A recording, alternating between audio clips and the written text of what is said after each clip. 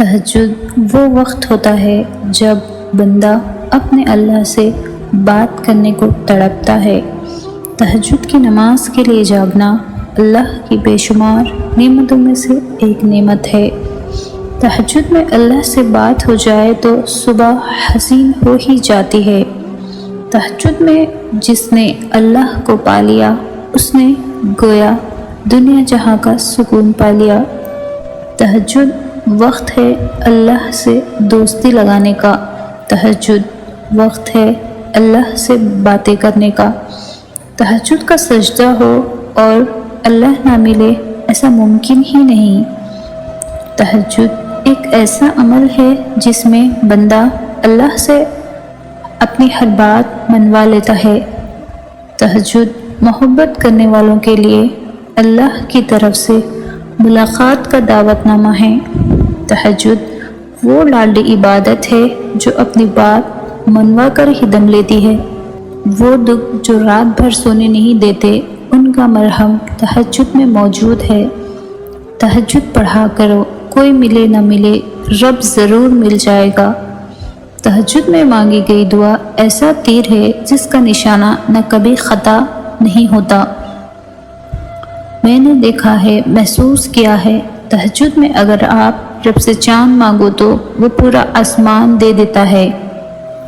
رسول اللہ صلی اللہ علیہ وسلم نے ارشاد فرمایا، جب رات کا آخری تہائی حصہ رہ جاتا ہے تو اللہ تعالیٰ آسمان دنیا کی طرف نزول فرما کر ارشاد فرماتے ہیں، کوئی ہے جو مجھ سے دعا مانگے اور میں اس کی دعا قبول کروں؟ کوئی ہے جو مجھ سے سوال کرے اور میں اسے عطا کروں؟ کوئی ہے جو مجھ سے مغفرت چاہے اور میں اس کی مغفرت کر دوں؟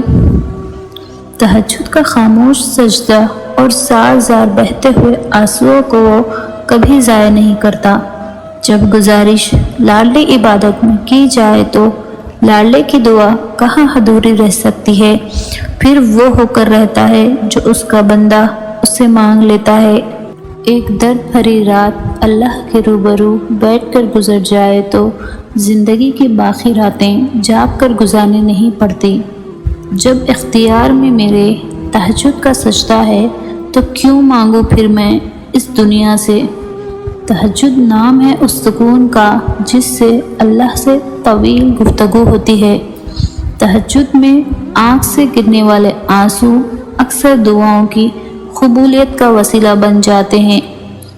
اب جا کے یہ بات سمجھ آئی کہ جس کے لیے بندہ راتوں میں جاگتا ہے یا تو اس سے پیار ہوتا ہے یا اس سے پیار ہو جاتا ہے۔ تہجد کی دعائیں جب نصیب کے روبرو آ کر کھڑی ہو جاتی ہے تب کچھ بھی ناممکن نہیں رہتا۔